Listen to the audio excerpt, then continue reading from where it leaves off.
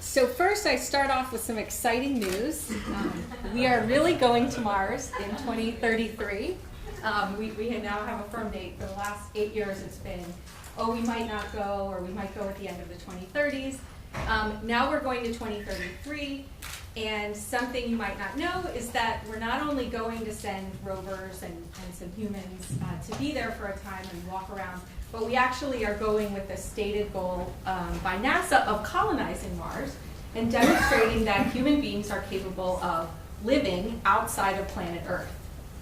I don't know if that corresponds to the shutdown of the EPA or not, but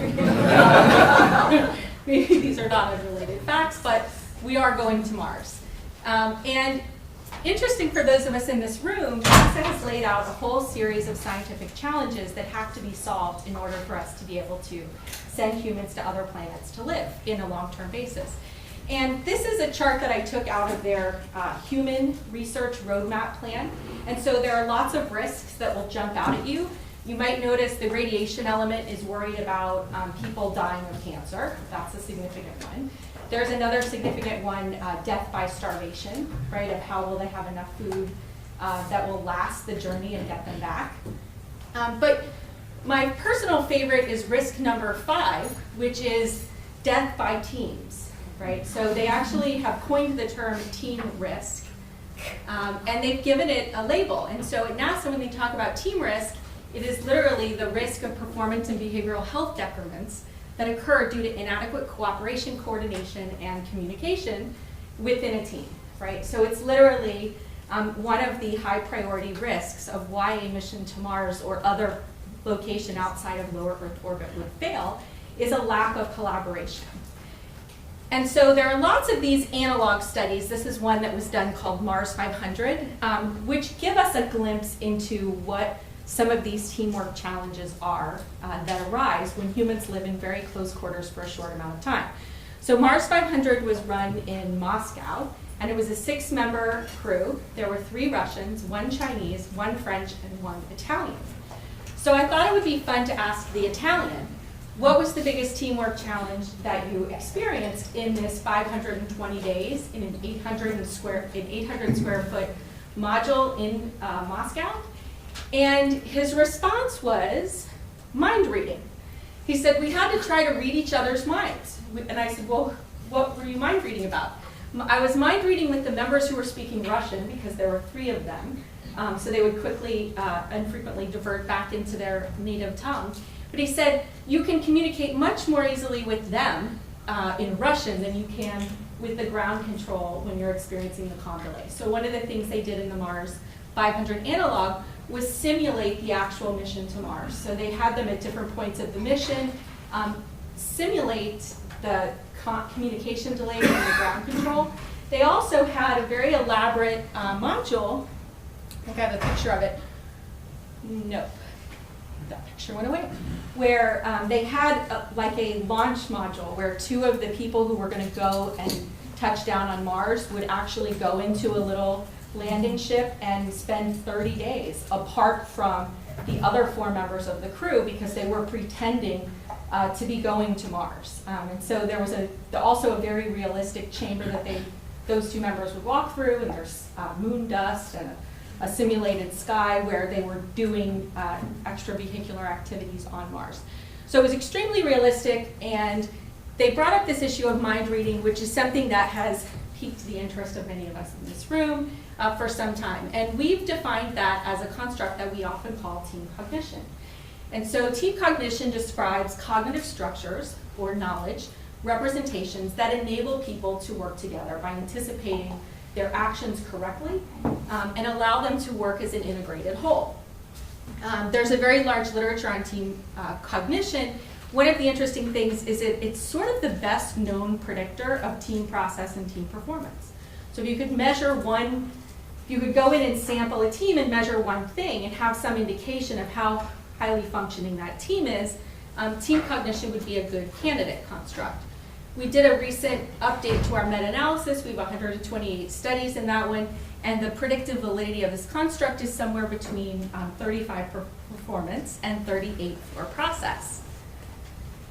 And this is a moderator coding from our meta-analysis, and it's kind of interesting to this context. So these are conditions that augment the importance of team cognition to team process and team performance. So what are some of the factors? Everything in bold is a significant moderator. So teams that are diverse rely more heavily on having strong cognitive similarity. Teams that are together for a long time. Teams that are temporally dispersed, so people are working on tasks at different times.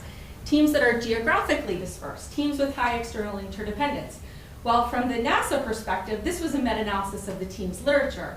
But from the NASA perspective, these are sort of all of the things that these extreme teams that will journey to Mars will face. And then we can add in things like high degrees of physical and psychological stress. So all of this means team cognition is very important, and we need to think of it from two perspectives. So one is the team risk that happens when the crew that goes to Mars, the 4 or 6 people, have to maintain a degree of alignment in their understanding of the task. But the second kind of cognitive architecture that's important is the cognitive alignment between ground support or ground control and the crew, right? So regardless of how autonomous they become, there will be a high degree of reliance on individuals back on Earth to troubleshoot various problems that they'll face. And so this is how we think about shared cognition in these extreme multi-team systems. So up here is the crew, and we conceptualize these dots as people. So the crew is one team, but they're working in this much larger, more complex system of teams that in some estimations will involve a mission control center in Houston, but may also involve a mission control center in Russia, so that the astronauts and cosmonauts in the same ship have different kind of command groups, as they do now in the space station, and also potentially a European space operation element. The ties here are shared cognition. What we normally think of as team cognition is kind of in this bubble of the crew, but there's also important alignments that have to be considered between the crew and the various mission control elements. So even looking at the space station, which we are closer to the space station right now than we are to Atlanta, Georgia. So it's not extremely far when we think relative to a long distance mission. But you'll hear a lot of the reports about teamwork challenges on the space station where they'll say things like, the ground told us we had to do this task and they told us this item would be located here. And they'll have this huge back and forth brawl between mission control and the space station because the people on the ground are saying that item is located there. And the astronaut is saying, I am staring right where you said that item is located and it really is not located here. So if you actually want me to fix this thing, we're going to have to move beyond what your record database on Earth shows because I'm looking at this. And so even without the communication delay, I mean, they have practically real-time communication almost all day long, they still have these challenges of working across distance. And so we have 2 research questions, and I'm going to talk about our larger research program and some specific analyses that we're doing. But our first question is to understand this pattern of cognitive similarity within and between teams. So the 128 studies that I talked about, they all really focus on the question of internal team cognition. So how similarly do 3, 4, 5, 6 people who do a task in a relatively bounded, time-defined way, how similarly did they understand their teamwork or task work? And our second question is how can we accurately detect in real time shifts in cognitive decrements? And this is the really cool applied question that NASA gives us that we realize our science is not equipped to help us answer, right? So NASA says, well, we would like to know when their mental models get so out of alignment that actually there's a risk that they're going to fail at doing some important task, right? But if you think about our literature, and when you do a meta-analysis, you really know that literature, and you read what our studies look like, it's sort of 1 or 2 measures of team cognition and then a measure of an outcome, right? So we know an effect size, right? This is the predictive validity of this construct, but we don't know how that changes over time. We don't know what the contingencies are. And we don't know how team cognition internally within the crew is also partially dependent on team cognition outside the crew. Yes? Curious about definition of real time here because wouldn't the round trip time between Earth and Mars be anywhere between 8 to 22 minutes for an electromagnetic wave to go and come back? So that's very different from, say, when we are talking about communication between Houston and the International Space Station. That's hardly... it's hardly real time. Yeah. But it can be, I mean, it's a very good question, because part of what they're thinking about is having it be real time on board, right? So you cannot compute the multi-team, cross-team cognition in real time as they get further and further away. But even at those times, they'll still be able to compute cognitive similarity, for example, within the crew. So a lot of their what they call countermeasures, which are, okay, we've detected a problem with this teamwork aspect of team functioning, so we're going to suggest a countermeasure that's introduced. A lot of the countermeasures are things like team debriefings, right? So it would trigger a prompt that would tell the crew, hey, you guys have a very different understanding of this system that's going to be required on your next EDA. So it wouldn't necessarily even need to involve Houston, right? When they get their next 22-minute or up to 30-minute data download, it would show them, hey, you had this issue and this countermeasure was fired and the crew did this about it. But it's not necessarily that it's not ground. That's why I use the word ground support, right, as opposed to ground control.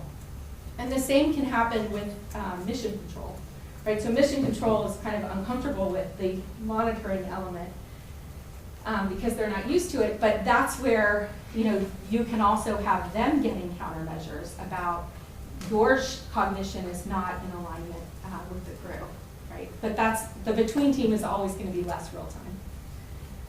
Okay, so how can we detect this in a time scale that is useful?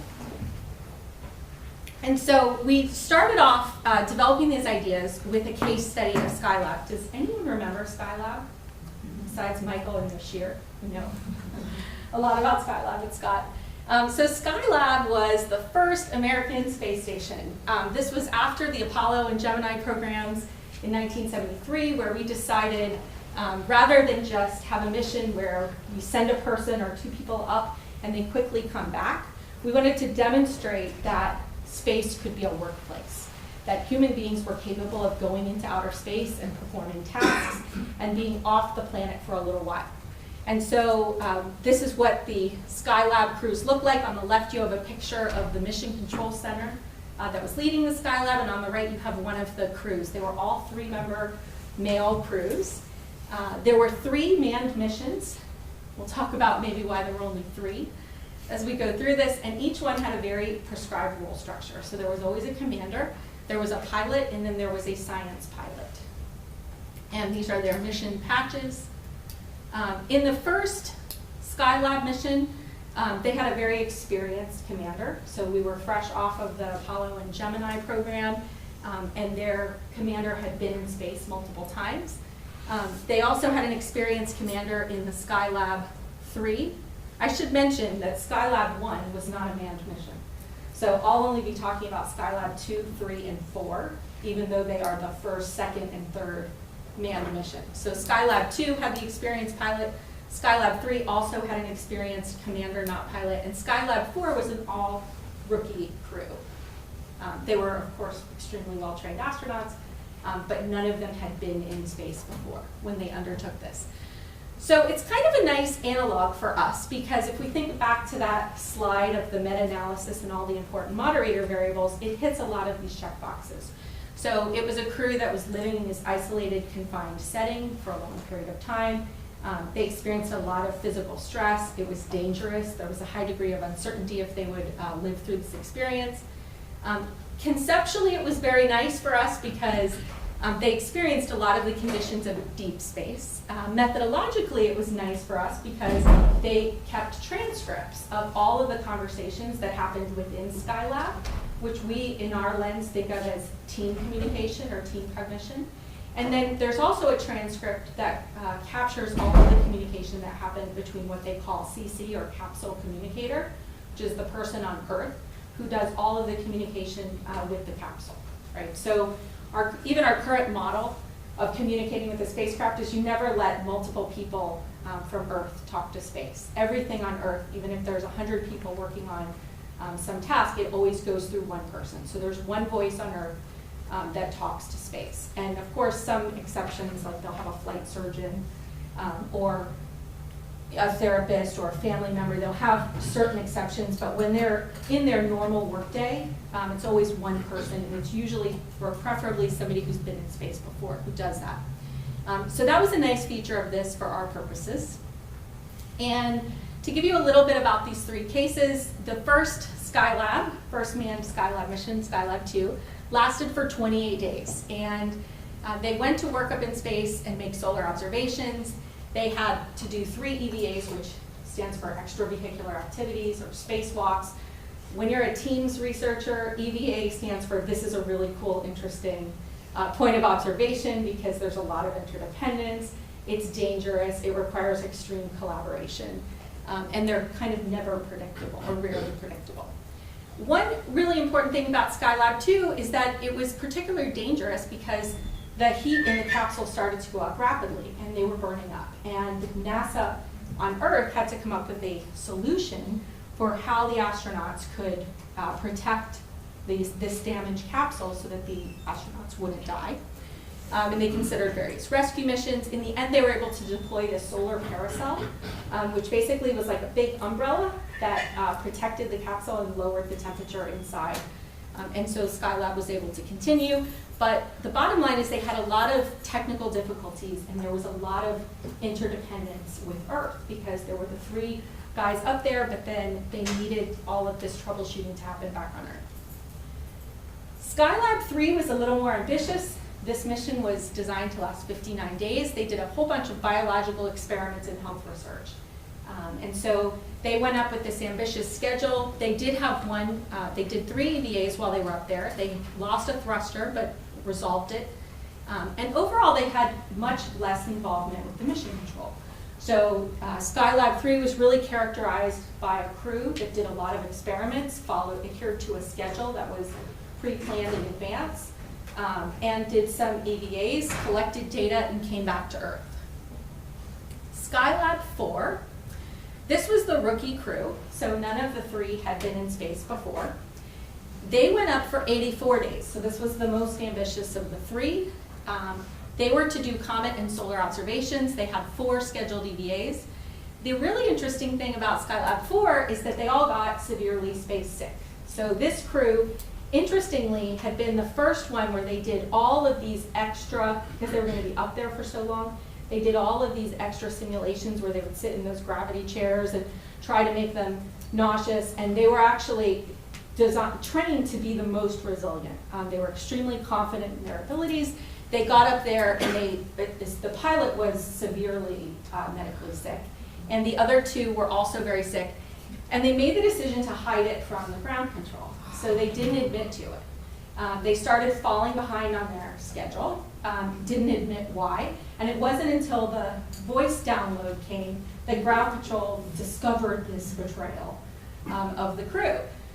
So there was also another notable feature of this Skylab was that there were lots of complaints about the work schedule, right? And if you've ever read the diaries of astronauts on the space station, that's their recurrent complaint about mission control, is that they set up these unrealistic schedules where you wake up at 6 o'clock and at 6:10 you're ready to go for the day, and at 6:20 you're taking apart some unbelievably complex robotic arm.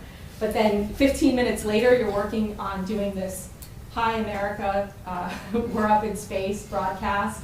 And your whole day, they call it chasing the red line, where you literally have a set of tasks and the time is going and you're just constantly falling behind and falling behind. And so this was the first we saw of this just unrealistic work schedule.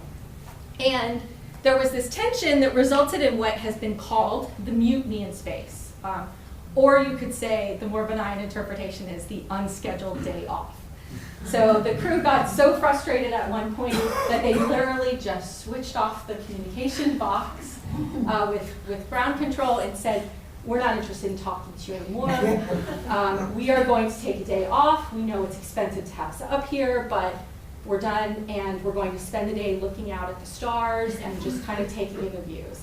Then the next morning, they woke up feeling refreshed. They switched back on the communicator and said, what would you like us to do today? So there was a lot of tension, but it gives us an interesting kind of case study to explore. So these 3 Skylab missions give us some window into some of the challenges of collaborating between Earth and space. They gave a couple of explanations for the conflict. There's a nice oldie but goodie HBR piece that talked about this. And it talked about, that one focuses a lot on their workload. They also talk about the lack of experience in the flight crew, that no one had actually been in space, so they didn't have that leadership.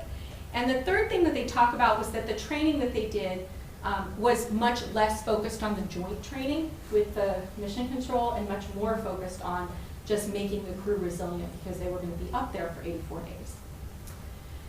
The data that we used to study these guys is their transcripts of their communication. So there were 2 channels that were maintained throughout the mission. One of them was capturing all the air to ground, right? So you can think of that as 3 network ties. You've got the capsule communicator on Earth who's talking to one of the 3 people in the spaceship. And then you've got the onboard voice transcription, which is capturing every utterance that everyone's saying. So it's capturing if they're just talking to themselves, if they're interacting, if they're talking aloud while they're doing some task, or if they're talking directly to each other. And we're able to identify the time when they make the utterance, who's talking, and exactly what they say.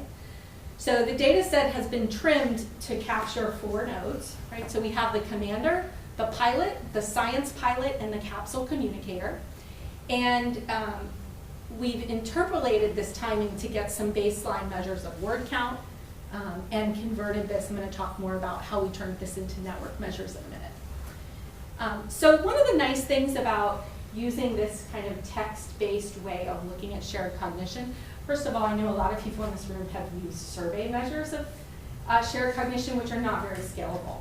In the way of social science surveys, they're probably the most painful to give out. So it's where you decide on some key elements of a task, and you put them in a matrix, and then you ask participants to take every combination of things and evaluate the degree to which those 2 things are related or unrelated in accomplishing some goal. So it's very abstract, and it's highly correlated with intelligence, right? So people who are smart can figure out how to take the measure. People who are more simplistic in their thought process really struggle to even figure out the instructions. So they're painful. You certainly couldn't even give one daily. And we're giving one daily to analog participants in Houston, and we're having a lot of pushback on that. So the nice thing about conversation is that people are doing it anyways, right? So if you can get a window into their thought process using something that doesn't require them to stop, be interrupted, that's highly scalable. It eliminates this survey fatigue. It's less intrusive. It's not subject to response bias. It can be more continuous. The other nice thing is we can contrast it with the other technique that's commonly used, which are diary studies. Right? So on the space station and in some of these, they'll have people at the end of the day fill out some kind of an account. What were the things that you faced today? How are you feeling about the mission? And that's very autobiographical. So a lot of the work in cognitive psychology shows that people make meaning and construct a narrative about their day or about significant events in a way that preserves the self and is congruent with their core values or what they want to express. And so that's not ideal necessarily. I mean, that yields unique insight, but it's not ideal kind of for this purpose. So the conversation measures are extremely useful for this kind of purpose, and it also gives us a lot of data to understand team cognition.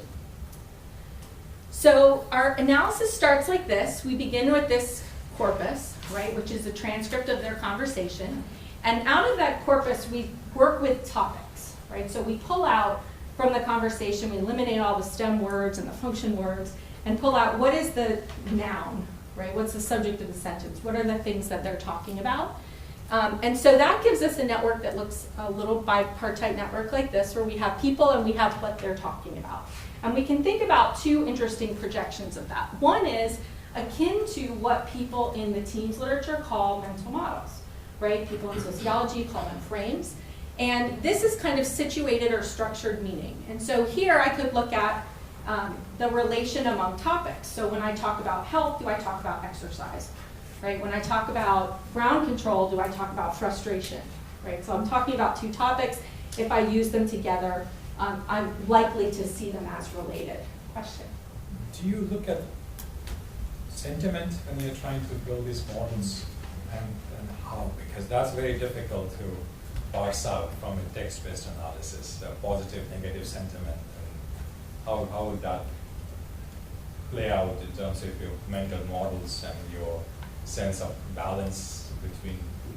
So we don't have sentiment in these models. These are topic models, which is more consistent with the literature on cognition, right? You're describing, this is the cold system, right? You're describing the hot system, right? How people feel about things. So I think that's an extension.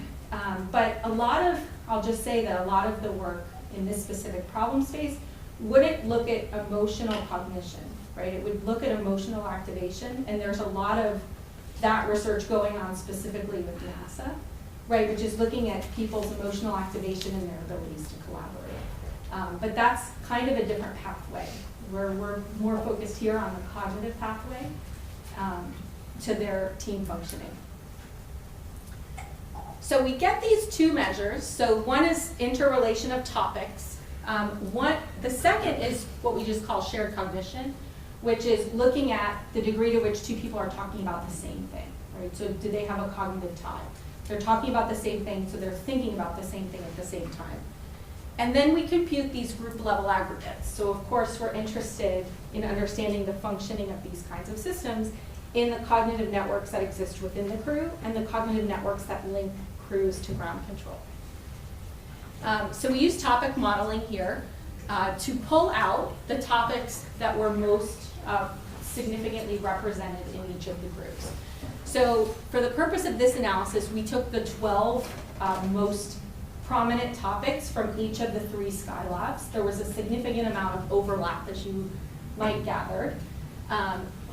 And then that was projected onto each utterance to yield these topic vectors, which we then transformed into the mental model measure and the shared cognition measure. So mental models is the relatedness of topics in the person's mind. Okay, and these 2 topics are related for our definition if they are mentioned in the same utterance, right? So if I, in the same sentence, mention these 2 things, they're more likely, I'm inferring that they're related. This is computed for each speaker, and then if we want to look at similarity in the structure of how we think about the relatedness of topics, we compute a distance score between the matrix of each individual. The second cognitive measure we developed from conversation is shared cognition. So here's the relatedness of topics by speaker dyads, right? So we took the 6 total dyads. You have 3 within the crew, so you have 3 people. And then you have the capsule communicators' relationship with each of the 3 astronauts in space. And so 2 speakers are related if they mention the same topic in the same hour. And these are the topics that came out. Again, this is the whole bank, right? Each of the Skylabs had some variability. So one topic was news, Nixon, Kissinger, Congress. You can see like hygiene, they were talking about things like trash, washcloth. EVAs, tethering, I use the acronym EVA. Communication words, consumption words, right? So these were the general topic themes that we're modeling in this. And so we're going to talk about our results in terms of some themes, right? So the first theme is this idea of looking at patterns of cognition within crews and also between teams. And so this is a plot looking at the topics on the left for each person. So again, what this is capturing, blue means they're unrelated, light blue means they're a little bit related, green means they're definitely related. So when the person's talking about one topic, they're talking about the other topic in the same utterance.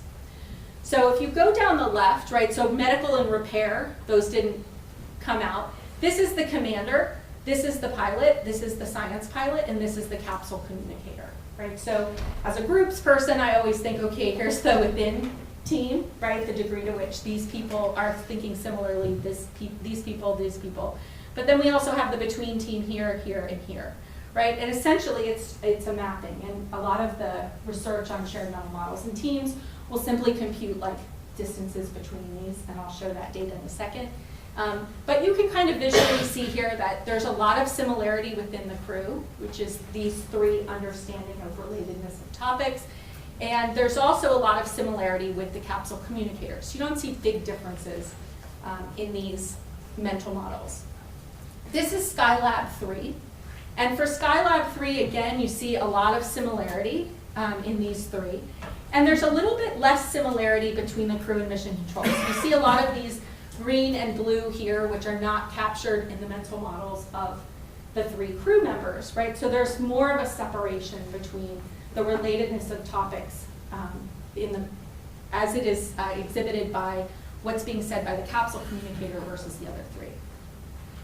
This is Skylab 4, and Skylab 4 shows much less similarity kind of overall, right? So you see differences among the three crew members, and then you also see differences between the crew members and the capsule communicator. And I'll show you this in a more network way in a second. So here, if we turn this into like distance between the matrix, so you don't have to read it as art, we get these sociograms. So these ties are just truncated into a solid line means it's very similar. A dotted line means it's moderately similar. No line means they were not similar. And if you look in Skylab 2, you can see this pattern of more similarity within crew and also similarity between the crew and mission control. Skylab 3, you have a clearly defined team with cognitive similarity, but not similar with the capsule communicator. In Skylab 4, you have less similarity within and no similarity between.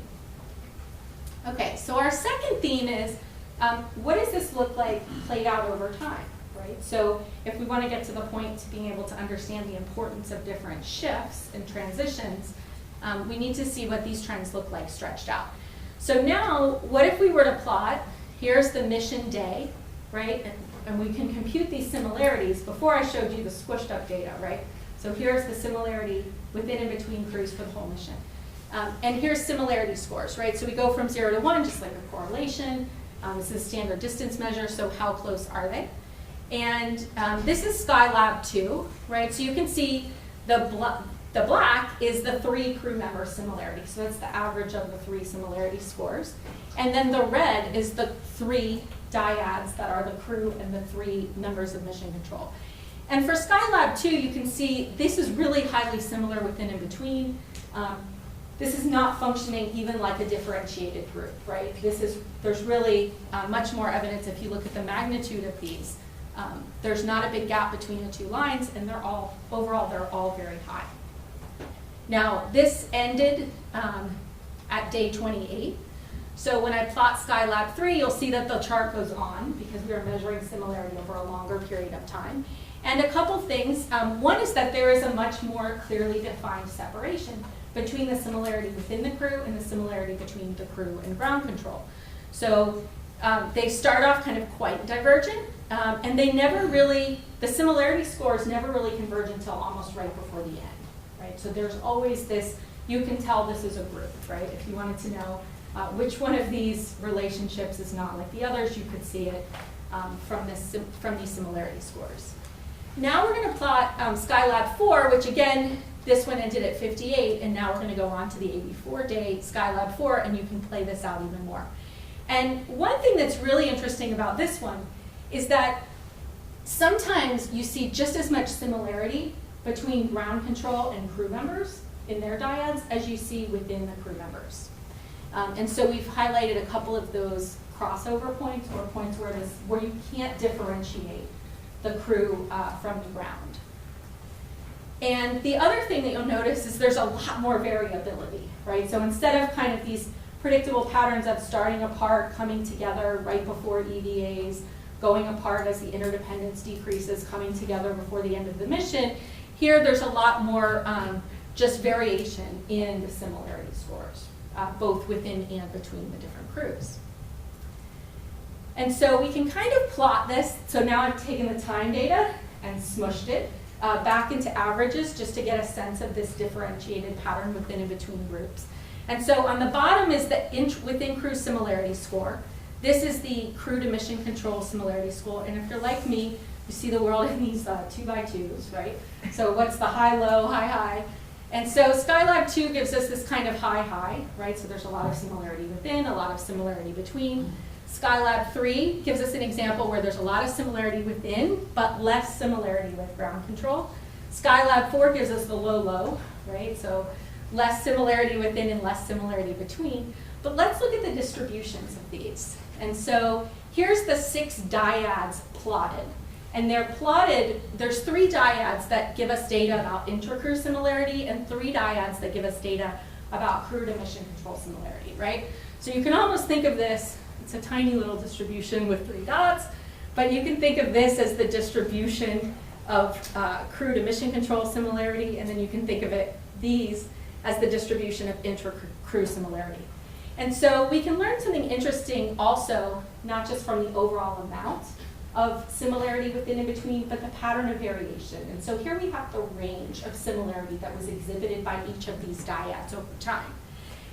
And if you look at the red, right, the range of intra-crew similarity is like this much. And if you look at the green, it's double that, right? So you go from here to here, where a dyad, in terms of how similarly they're thinking as based on their utterances, shows a lot more variability than it does in the Skylab 2 or Skylab 3. So Skylab 3 and 4 had kind of equivalent levels of crew to mission control similarity, but there was a lot more variability and a lot lower intra-crew similarity in the Skylab 4 case, which is interesting because all of the mission reports talk about the breakdown of mission control, but they talk much less about contextualizing that breakdown in what was happening within the crew as well. Here's another way to look at this. So Skylab 2, the black dots are the 3 crew members. The red dot is the capsule communicator, right? So black lines are similarity scores or distance scores between crew. Red lines are between Earth and space. So the Skylab 2 crew is more similar to the capsule communicator. It's hard to see here, but this red dot is closer to the black triangle than either this red dot or this red dot is to its respective black triangle. That's day 15. Now, if we look at day 55, and of course we don't have data for Skylab 2 because they were back on Earth on day 55, but we see that there's a similar level of sharedness or unsharedness in both of those missions, but what you notice is the black triangle is a lot bigger when you look at Skylab 4, right? So the bigger black triangle here relative to here means that even though they have the distance with the Earth, right, they also had more distance from each other in how similarly they were seeing these different topics. So there was less there. And so what can we kind of learn from this? One thing is that there's this important, yes, Andrea. Yeah, Leslie, could you put the last Yes. slide? So, this is so interesting. I'm just fascinated, but there are a couple questions I have about this, and it has to do with how you define shared cognition. And, there are different ways to define it, and I look at transactive memory, for example, which suggests that over time, people become more specialized. And I'm looking at that, and I'm thinking about, looking at the topics and also the change over time.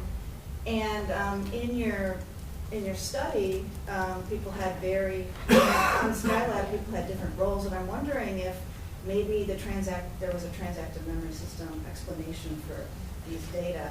And then just to kind of follow up on that, in terms of the topics, I was looking at the different topics that you coded, and some of those relate to people's specific roles. Yeah. And some are more general, like communication, exercise. And I'm wondering if you did any analyses regarding topics that were related to specific expertise and topics that were related to kind of general things that they did together. So that's an awesome question and is more reflective of what that crew will look like. These guys, even though they have these roles, and a lot of the analogs that we study, it's the same thing. They have a role like commander or pilot, but when you actually look at the kinds of tasks they do, they all do the same things, right? So they do the same kinds of work. In this case, most of the work that they were doing together, right? There was very little, like now on the space station, they have these different modules, and they can go into their apartments and not see each other, right? But they couldn't do that here, right? So they were really together all of the time.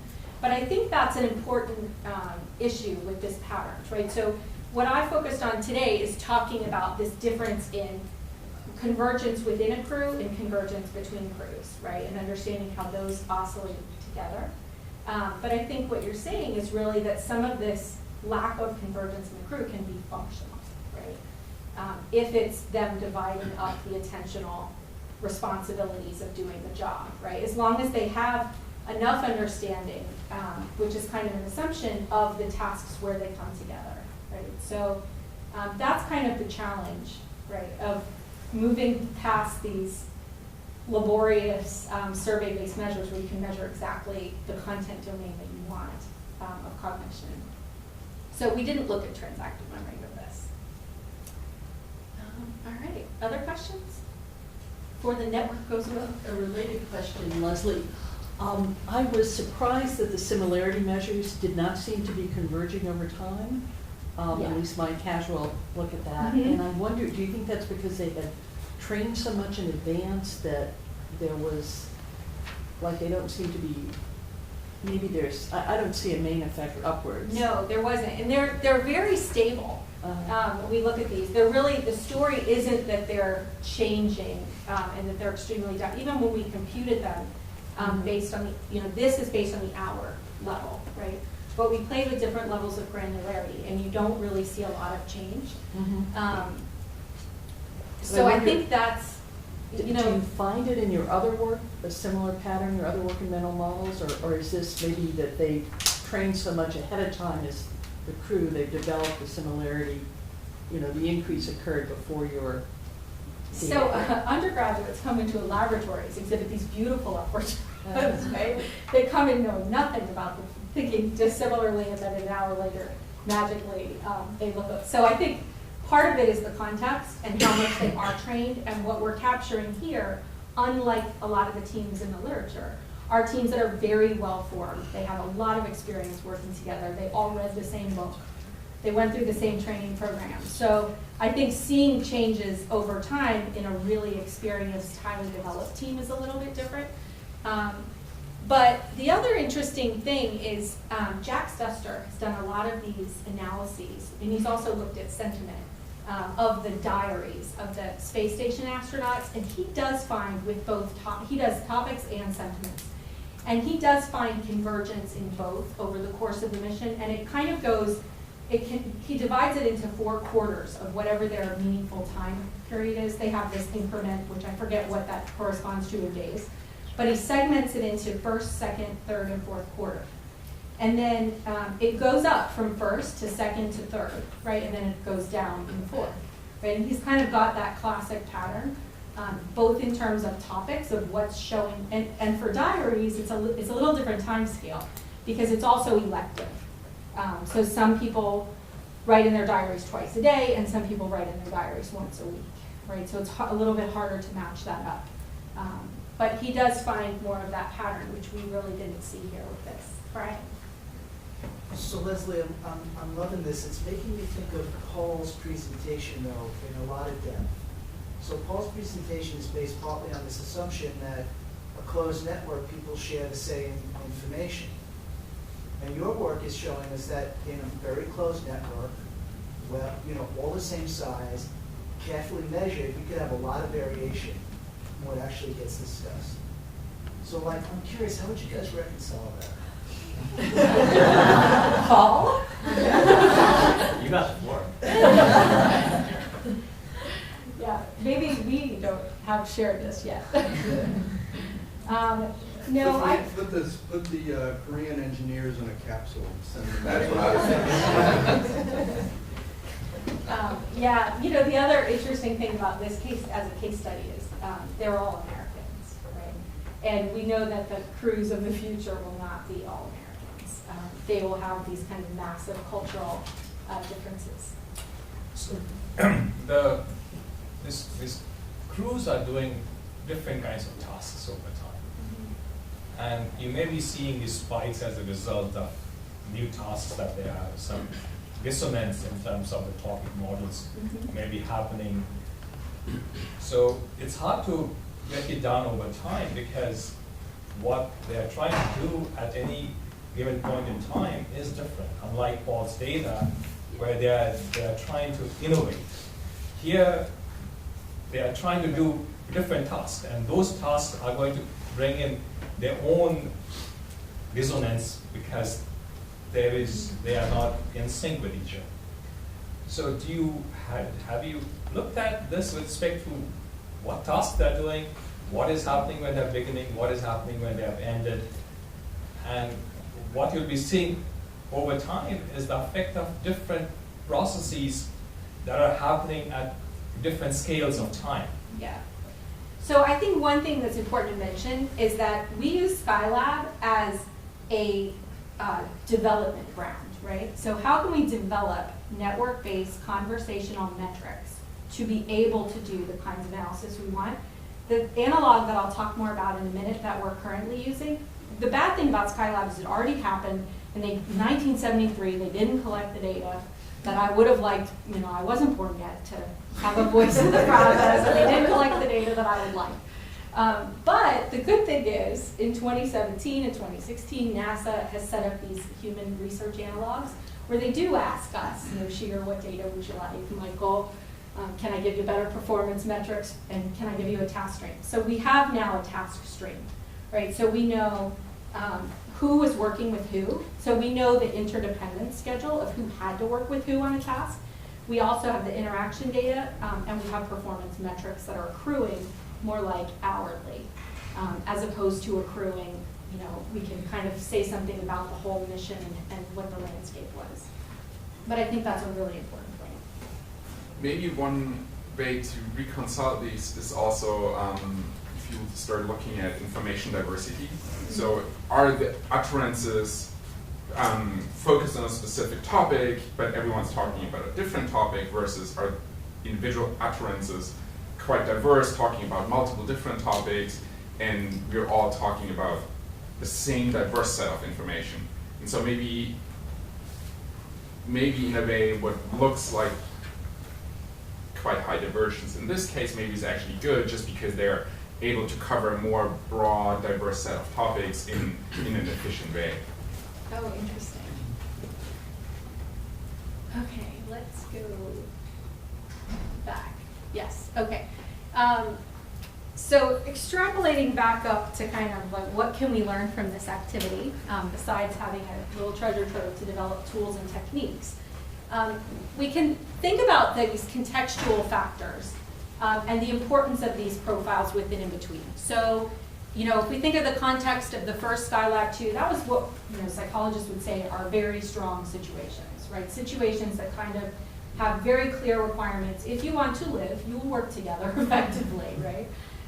There's not as much room for them to really pull apart because their life is on the line. On the other hand, Skylab 3 really had these minor technical issues, and it was what we would call a weak situation. There was much more room for the team to invent itself in a way that was functional to that team. Skylab 4 had only minor technical issues, low uncertainty. They had 2 prior successes behind them. They weren't in this kind of life-threatening situation that Skylab 2 was, but we also saw, so when we saw this difference, this is between team cognition, in between team, there was a big difference in the shared cognition metrics, where the shared cognition showed a lot of variability, where it would become similar and then dissimilar, not predictably in a developmental perspective, but just kind of on a day-to-day perspective. And so they didn't really have the interdependence of the task requiring this similarity, but then at sometimes, remember the one graph I showed you where there were 6 crossover points, where they were just as similar between as they were within, right, which can actually be counterproductive, right, in terms of building a cohesive crew that's loosely as opposed to tightly coupled with an outside system. And so this gives us a way to think about contingency factors, right, of situations and what's functional within and between. But also I think it's useful to think about building systems where you want different levels of cognitive coupling at different levels, right? So what's functional for a team may change depending on how tightly coupled people's cognition is to outside the team, right? So the team needs, at some level, needs a boundary. And when the mission control similarity was getting so similar to some crew members but not others, right, that seemed to have a counterproductive effect. So a couple of kind of takeaways. One is that we need to look at this similarity, both inside and outside of these teams. Second is that we can usefully use conversation to derive measures of cognition, which is not new. People like Nancy Cook has done a lot of work where she uses conversation to infer cognitive processes. But it's kind of new in using it in this real-time diagnostic way. And third is looking at contingencies, this idea that, you know, the team cognition literature is all kind of set up, what's the validity coefficient? If I measure this small group and their cognitive similarity is this, or their transactive memory system has this pattern to it, what's their performance level? What's their ability to innovate or be efficient at performing a task or retrieve information quickly, right? And we have these kind of one-shot coefficients. But here we're sort of saying, well, cognition is a little bit more complex, and teams are more dynamic, their task demands are changing, and that what is functional in terms of their cognitive architecture also may be changing over time. So some caveats.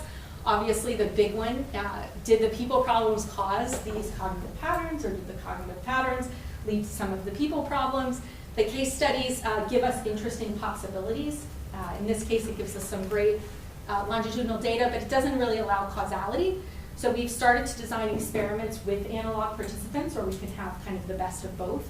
But the other biggie is needing performance metrics. So looking at this idea of situational contingencies and what's functional requires that we can operationalize performance at the team level, the crew level, the system level, and across time. So we can tell this pattern was functional at this level, but not this level.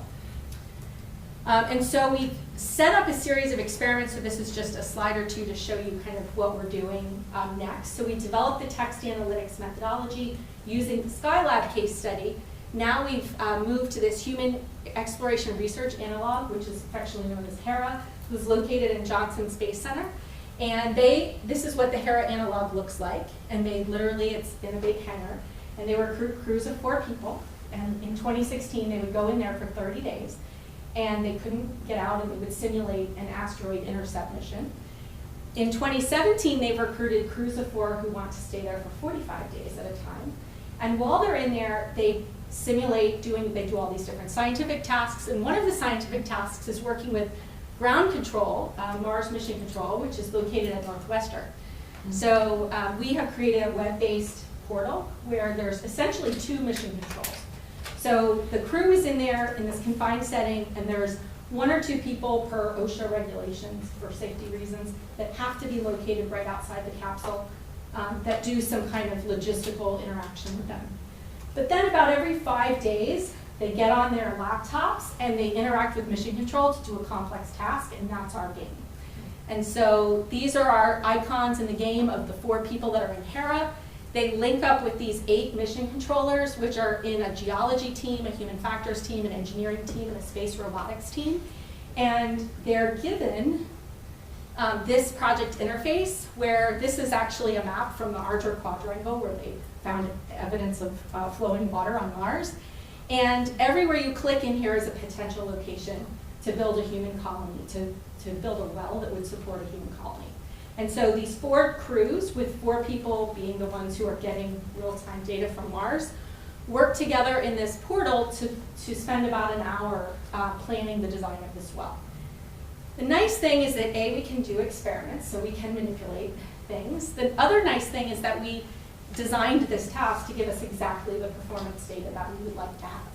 So we have a multi-team system performance data, things like how long to sign off, number of times, like fumbles, how many times somebody tried to say we're done, we've got it, and somebody said no, I object, that's not going to work. How much water they actually, like how many people they could support in the colony. But then at each of the teams, we have, planetary geology. If they put the well here, what's the possible geological output of that location? Or the engineers, are they happy with the water output of the well that they were able to build given the constraints of the other teams? Human factors, what's the cost of training and research at that location or dealing with dust storms? And space robotics, what's the cost to maintain that well, given that you're going to have to use robots and rovers to build it and then to repair it when it breaks? So that gives us kind of nice highly granular performance data. And so these are our next steps. We're validating the text analytics on other missions, but we're also using it in our own little window into these analogs. And thank you very much.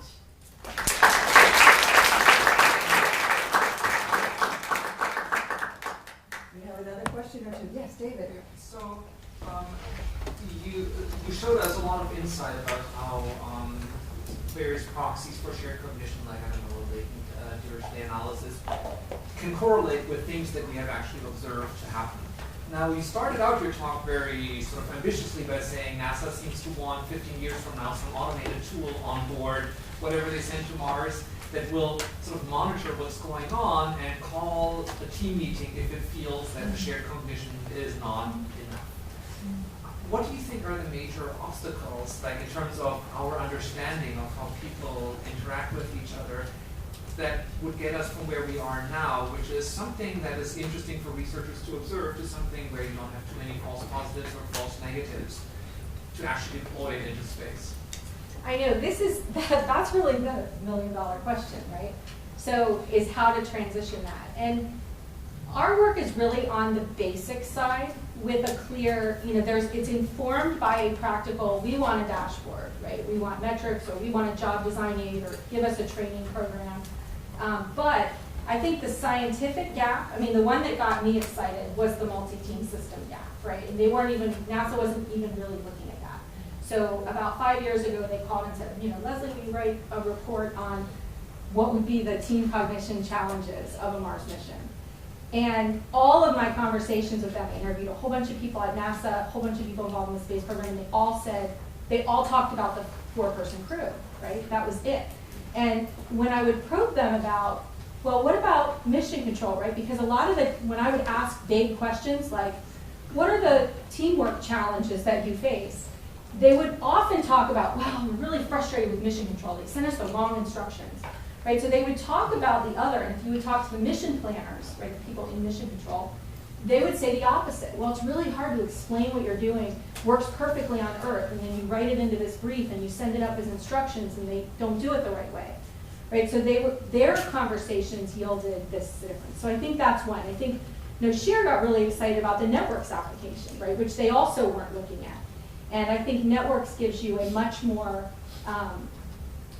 diagnostic way to understand minute changes, right? So seeing a change in a compositional construct at the team level may be harder to register these differences, but seeing dyadic shifts can register at a much more fine-grained timescale. Yes? Leslie, so right now you're picking up on common topics being discussed. So with text analysis, you can often find conflicts in ways you don't expect. So if you just measure topics, it sounds like people are talking about the same thing, but you don't know how they're talking about it. So they may be talking about the same thing because they've got very deep disagreements about everything. And so until you begin to look broadly at the characteristics of conversations, drawing a conclusion about some similarity can bring you down a path that you don't anticipate once you begin to bring in other information. So I'm sure you're aware of this. How are you guys going to try to address this problem? The structure of communication. Well, it's the structure. Ambush said sentiment, then there's emotional activation, which is like yet another dimension. There's cognitive engagement, and there's a whole range of things now that you can do with text analysis. And depending on what you look at, one dimension could lead you to believe one thing, but until you look at multiple ones, you don't really get a full picture of what's going on. So maybe use word to vec instead of LDA. Well, so one thing that we're doing is looking more at coevolution, right? So we're measuring streams of input and measuring streams. So you can look at things, and we're also doing this multi-level, right? So our approach is not to compute a metric that has all of these elements of communication in it, but it's rather to say, okay, in a team, you've got an emotional stream, you've got a cognitive stream, you've got a behavioral stream. What's triggering what, right? Like this emotional sentiment might be fine, if it's not triggering these changes in cognition, right? Or these thoughts might be fine if they're not spilling over into negative affective states among team members.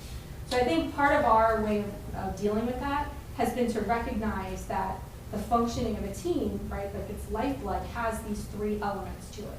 People are interacting with each other, doing tasks, they're feeling and having reactions to each other, and they're also thinking about things, right? And so that's at least kind of one approach. But I will say that I think that, Very in all quickly. fairness, and just to respond, in all fairness, I think that our project here is much more advanced on the theory of teams and NTSs and a little bit on networks, and we are the weakest on text analytics. So we are really not pushing the boundary on text analytics. We're doing what's pretty much off the shelf. And I think your questions are correct, that we need to be able to engage much more recent advances in text analytics. Word to vec being an example, but there are, and so I think that is, and sentiments is another one. So that really is an area where we need to shore up our expertise.